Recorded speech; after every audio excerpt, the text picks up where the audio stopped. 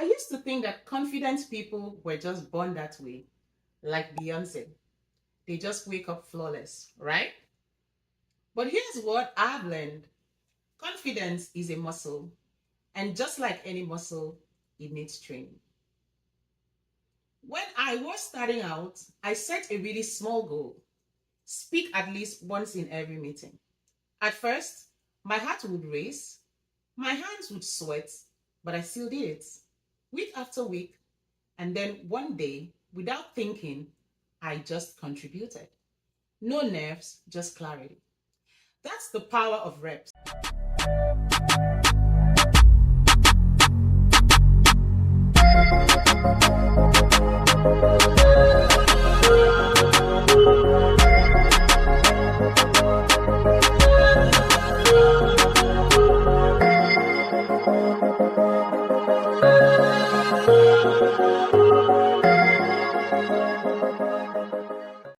A truth nobody tells you when you're starting out is that you can have the qualifications, the resume, even the job title, and still walk into a room feeling like you don't belong there. You look around and think, how are they so confident? Am I the only one faking it? But let me tell you this: confidence isn't magic.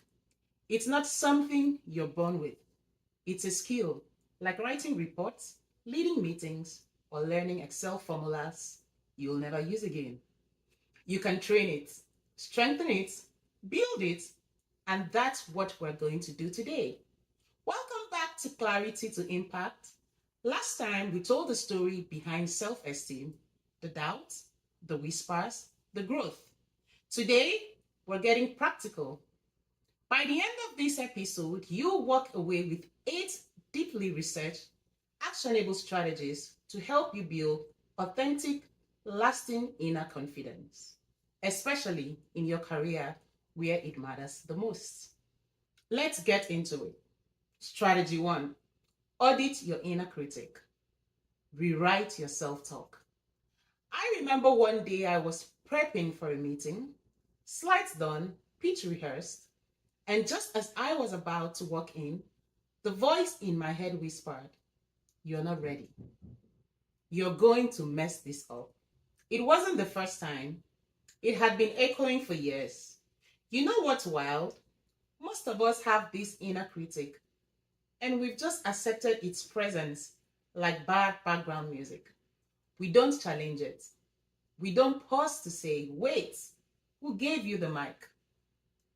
The National Science Foundation says we have over 60,000 thoughts a day, and more than 75% are negative. That means unless we intentionally change the script, most of our self-talk is low-key tearing us down. So here's what I did and what you can do too. Open your notes app or journal. Write down those thoughts that keep circling.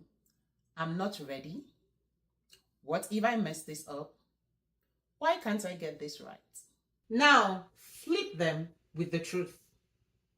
I'm learning, and that's enough. Mistakes are feedback. I've done hard things before. I can do this too. This isn't fake positivity. It's emotional clarity.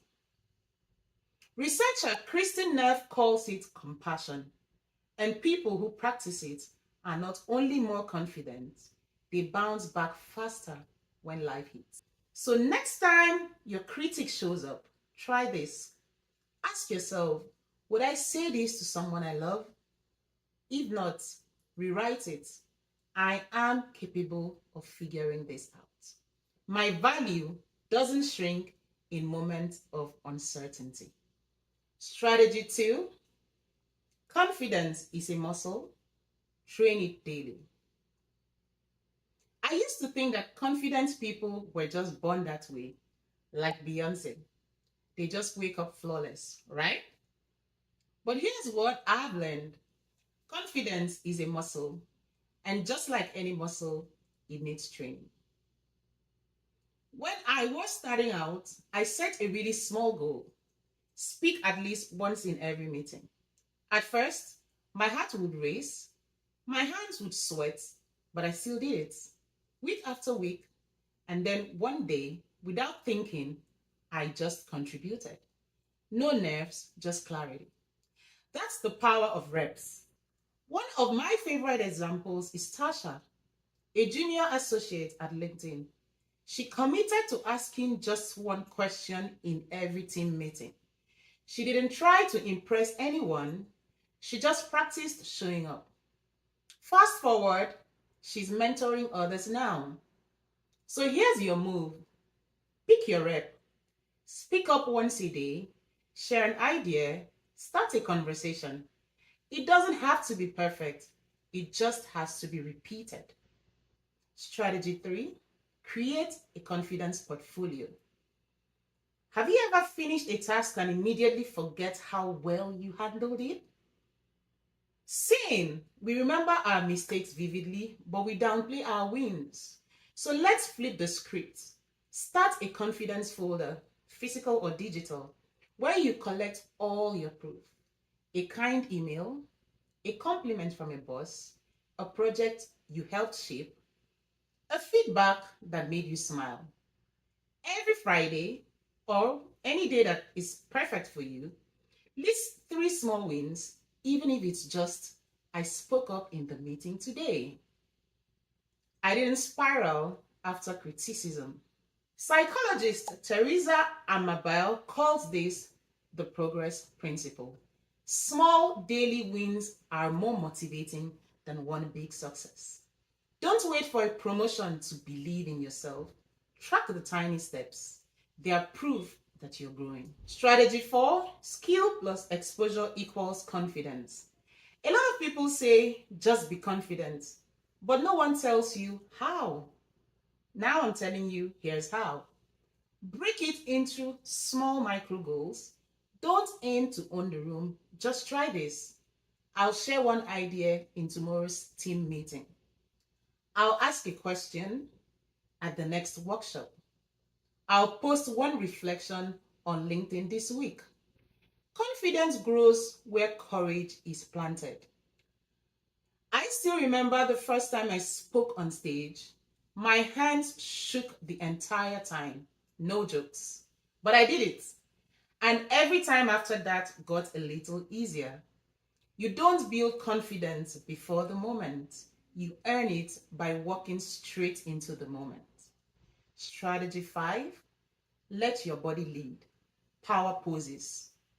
Before a pitch or presentation, I don't always feel brave, but I have learned something wild.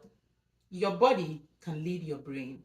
Amy Cody's research shows that standing in a confident pose for just 2 minutes can lower stress and boost feelings of strength. Here's how to do this. Stand tall, feet grounded, hands on your hips, and raised on a V. Deep breath and say, I've done hard things before. I can do this too. I have power posed in elevators, restrooms, and even behind stage curtains. It works. Your posture can prep your performance. Strategy 6: make discomfort your training ground. Let's get one thing straight. Nerves don't mean you're not ready. No, they mean that it matters. A Harvard research shows that people who lean into discomfort grow faster and perform better long term. So when your hands shake or your heart races, don't say, I'm scared. Say, I'm focused. I care. I'm present. Even Brené Brown, the queen of vulnerability, says she still sweats before she talks. But she shows up. That's the point. Strategy 7: cut the comparison loop. Have you ever scrolled through LinkedIn or Instagram and suddenly feel like you're 10 years behind? Like everyone's thriving and you're just catching up? That's not the truth. That's curated content. Stanford studies show that constant comparison spikes cortisol, our stress hormones. So instead of spiraling, ask yourself, what can I learn here? Am I comparing my behind the scenes to their highlighted reel? Is this inspiring me or just draining me? Then log off if you need to and reclaim your lane. Confidence grows in focus, not in other people's business. Strategy 8, build a confidence circle. Confidence doesn't grow in isolation. You need the right people in your corner. You cannot build bold confidence in a timid room. Identify a confidence squad, at least 3 kinds of people who consistently see and speak to your potential. First, the affirmers, people who remind you of your worth. The expanders, those who challenge you to level up. And the reflectors, these people show you the truth gently with compassion. Cut ties with people who guilt you for dreaming big. Even Oprah says she had her own board of directors. People like Gail King and Maya Angelou, who reminded her who she was. And here's the kicker, be that person for someone else. It reinforces your own because confidence multiplies in community. To recap, confidence is like a muscle, and just like a muscle, it grows with resistance and rest. Here's a rundown of your confidence toolkit. Audit your self-talk, train confidence daily, track your wins, set micro goals, power pose it out, reframe discomfort, stop the scroll, and build a circle that breathes life into you. Confidence isn't arrogance, it's self-trust.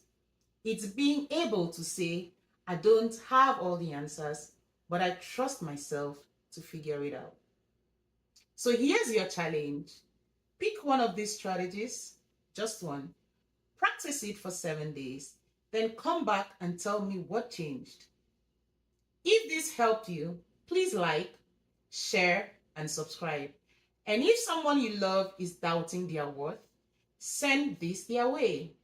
Until next time, keep thinking clearly, leading boldly, and moving with purpose. See you next week. Goodbye.